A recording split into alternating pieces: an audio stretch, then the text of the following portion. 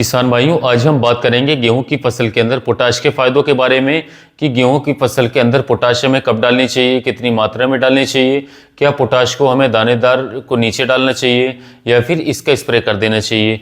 क्योंकि इस समय पर जो है साथियों, सभी किसान भाइयों की जो गेहूं की फसल है लगभग 60 दिन से ऊपर की हो चुकी है। कुछ किसान भाइयों की गेहूं की फसल के अंदर जो बालियां हैं दोस्तों वो बननी शुरू हो गई हैं और कुछ किसान भाइयों के खेत के अंदर जो गेहूं की बालियां हैं वो 40 से लेकर के 50% तक बाहर आ चुकी हैं और कुछ किसान भाइयों की जो गेहूं की फसल है उसके अंदर लगभग 90% तक बालियां आ चुकी हैं।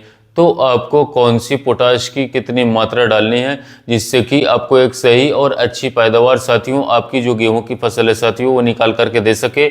क्योंकि लगातार मेरे पास किसान भाइयों के फ़ोन आ रहे हैं, कमेंट्स आ रहे हैं और ऐसा पूरे यूट्यूब पर मेरा एक ऐसा चैनल है साथियों इसमें किसान भाई जो हैं किसी भी समय मुझसे जो है कमेंट करके रिप्लाई पा सकते हैं और उनके मन में जो भी प्रश्न होता है उन सभी प्रश्नों के जवाब जो है मैं उन सभी किसान भाइयों को लगातार देने की कोशिश कर रहा हूं। यदि आप उनमें से किसी के भी किसान भाइयों से बातचीत हुई है तो नीचे कमेंट सेक्शन में जरूर बताएं कि आपको मुझसे बात करके रिप्लाई पा करके कैसा लगा, आपको जो मैंने जानकारियाँ दी वो आपको सही लग रही है या फिर नहीं सही लग रही है। अन्य किसान भाइयों तक आप मेरे चैनल को पहुँचा सकते हैं, अन्य किसान भाइयों तक मेरे वीडियो को पहुँचाएँ जिससे कि किसान भाई जो हैं वीडियो के माध्यम से भी अच्छी जानकारी प्राप्त कर सकें और इसके साथ ही साथ वो मुझसे कमेंट में बात कर सकें। क्योंकि सभी बातें जो हैं साथियों अगर मैं वीडियो में बताने लगूंगा तो वीडियो काफ़ी लंबी हो जाती है। लेकिन किसान भाइयों आप मुझसे जो है कमेंट में बात करना चाहते हैं तो आप कमेंट्स में यूट्यूब के बात कर सकते हैं साथियों, मैं आपको जरूर रिप्लाई देने की कोशिश करूँगा साथियों। इसके अलावा साथियों आपकी कोई सी भी समस्या हो आप बेधड़क जो है हमसे कमेंट कर सकते हैं जिससे कि मैं आपको जल्द से जल्द साथियों रिप्लाई कर सकूंगा। चलिए अब बात करते हैं गेहूं की फसल में काफ़ी सारे किसान भाई परेशान रहते हैं गेहूं फसल में पोटाश डालें या फिर न डालें। कई सारे अन्य किसान भाई जो है पोटाश के लिए कन्फ्यूज रहते हैं। तो साथियों गेहूं की फसल के लिए पोटाश एक ऐसा खाद आप मान सकते हैं, इसको इतना महत्वपूर्ण खाद ये गेहूं की फसल के लिए है। यदि इसकी कमी हमारी गेहूं की फसल के अंदर आ जाती है तो जो हमारा दाना होता है ये किसान भाइयों पिचक जाता है, इसकी मोटाई अच्छी तरीके से नहीं बढ़ पाती है। जो हमारी गेहूं की बालियाँ होती हैं बालियाँ लंबी नहीं बन पाती हैं, बहुत सारी दिक्कतें किसान भाइयों को देखने को मिल जाएंगी। तो किसान भाइयों को कोशिश ये करनी है कि आपको पोटाश का उपयोग जो है गेहूं की फसल के अंदर 100% करना चाहिए। अब बात करेंगे गेहूं की फसल में पोटाश हमें डालनी कितनी बार है। तो गेहूं की फसल के अंदर पोटाश को आपको कम से कम 2 बार डालना चाहिए। एक तो किसान भाइयों उस समय पर जब आप गेहूं की बुआई करते हैं उस समय पर यदि आपने एमओपी पोटाश का उपयोग करके गेहूं की बुआई की थी तो वो एक बिल्कुल सही और सटीक समय रहता है गेहूं की बुआई के अंदर पोटाश डालने का। दूसरा किसान साथियों जो आपको गेहूं की फसल में डालना है पोटाश जब आपकी गेहूं की फसल लगभग गबोड़ अवस्था में आ जाती है। गबोड़ अवस्था का मतलब होता है गेहूं की फसल के अंदर बालियां निकलने से 4 से 5 दिन पहले आपको पोटाश खाद का उपयोग अपनी गेहूं की फसल के अंदर कर देना चाहिए।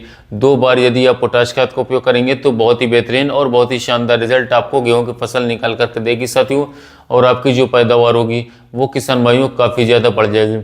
इसके साथ साथ किसान भाइयों मैं आपको बता दूँ कि आपकी जो गेहूं की फसल में पोटाश आपको डालनी है ये पोटाश आप 2 तरीके से उपयोग मिला सकते हैं साथियों। एक तो होती है किसान भाइयों आपकी म्यूरेट पोटाश एमओपी जो हमारी 60% में देखने को साथियों मिल जाएगी आसानी से, और दूसरी होती है किसान साथियों जो हमारी NPK 0050 फॉर्मुलेशन में आता है, जो हमारा पाउडर वाला स्प्रे आता है साथियों उसको आप स्प्रे कर सकते हैं। इसकी कितनी मात्रा लेनी है, कैसे इसको उपयोग करना है ये आगे मैं आपको डिटेल से बताऊंगा। जो हमारा साथियों एमओपी पोटाश होता है, म्यूरेट पोटाश होता है, इसकी मात्रा किसान भाइयों आपको 25 किलोग्राम प्रति एकड़ के हिसाब से साथियों गेहूं की फसल के अंदर डालनी चाहिए जब आपकी फसल गबोड़ अवस्था में आती है उस समय पर। इससे ज़्यादा मात्रा आपको नहीं लेनी है साथियों और ना ही इसके अंदर आपको यूरिया या फिर अन्य कोई खाद मिलाना है, क्योंकि सबसे ज़्यादा आवश्यकता इस समय पर पड़ेगी साथियों वो पोटाश की पड़ती है। पोटाश के अलावा आप कोई भी खाद न डालें क्योंकि अन्य खाद डालने से आपकी फसल की सिर्फ हाइट बढ़ेगी, उसकी लंबाई बढ़ेगी और आपकी बालियाँ जो हैं साथियों छोटी रह जाएंगी। और यदि आप पोटाश डालते हैं तो इससे किसान भाइयों बालियाँ लंबी बनती हैं, मोटी बनती हैं और दाना आपका काफ़ी मोटा और वजनदार साथी हो जाता है। यदि आप एमओपी पोटाश नीचे नहीं डालना चाहते हैं या फिर आप बिखराव साथियों गेहूं की फसल में पोटाश का नहीं कर पा रहे हैं तो आप किसान भाइयों इस पर भी कर सकते हैं। लास्ट समय पर स्प्रे के माध्यम से जो आपको स्प्रे करना है वो लेना है NPK 0050 यानी कि सल्फेट ऑफ पोटाश SOP को आपको लेना होगा और इसकी जो मात्रा डोज लेनी है आपको साथियों वो लेनी है 1 किलोग्राम प्रति एकड़ के हिसाब से आपको साथियों सल्फेट ऑफ पोटाश को ले लेना है और इसके साथ में किसान साथियों दूसरे खाद का वो आपको उपयोग करना है। दूसरा खाद है हमारा साथियों बोरॉन, और बोरॉन जो आपको 20% वाला होता है, इसकी मात्रा आपको किसान साथियों लेनी है 100 ग्राम प्रति एकड़ के हिसाब से।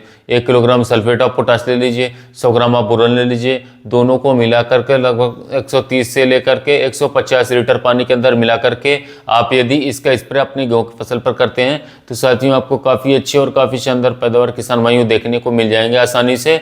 जब तक आपके खेत के अंदर 50% वालियाँ बनती हैं तब तक ही आपको इस स्प्रे को करना है। उसके बाद यदि आप इसको स्प्रे करेंगे तो ज़्यादा अच्छे परिणाम आपको किसान साथियों देखने को बिल्कुल भी नहीं मिल पाते हैं। रिजल्ट तो आपको मिलेंगे ही मिलेंगे, लेकिन 100% रिजल्ट नहीं मिलेंगे। 50 से लेकर के 60% तक अच्छी पैदावार आपको देखने को मिलती है। तो कोशिश यही करनी है साथियों कि जब हमारी फसल गबोड़ अवस्था में आए या फिर हमारी जो गेहूँ है साथियों उसके ऊपर लगभग 50% वालियाँ बन जाती हैं, तब तक ही आपको इसका स्प्रे करना उपयोग करना है। पोटाश डालने से आपको एक और फायदा मिलेगा साथियों, फसल आपकी लगातार चमकदार बनी रहेगी, जो दाने का फुला होगा वो अच्छी तरीके से होगा।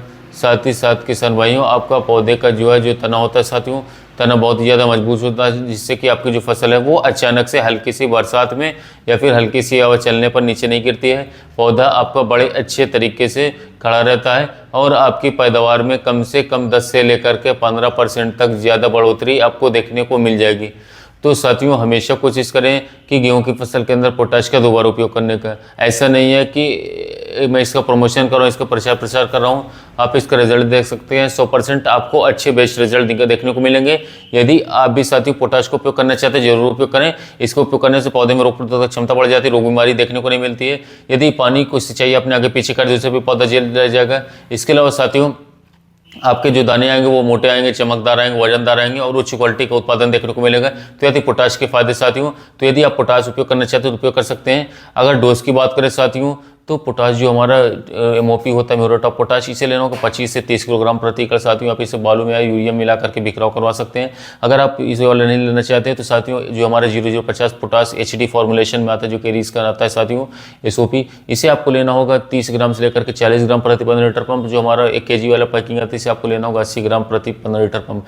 यदि इन दोनों में से कोई सा भी डोज आप फॉलो करते हैं, लागू करते हैं, तो आपको बहुत ही अच्छे शानदार उत्पादन गेहूं फसल से देखने को मिलेगा। यदि पोटाश के बारे में जानकारी साथियों वीडियो अच्छा लगा हो तो चैनल को सब्सक्राइब कीजिए, वीडियो को लाइक कीजिएगा। मिलते हैं नया वीडियो में नए टॉपिक के साथ।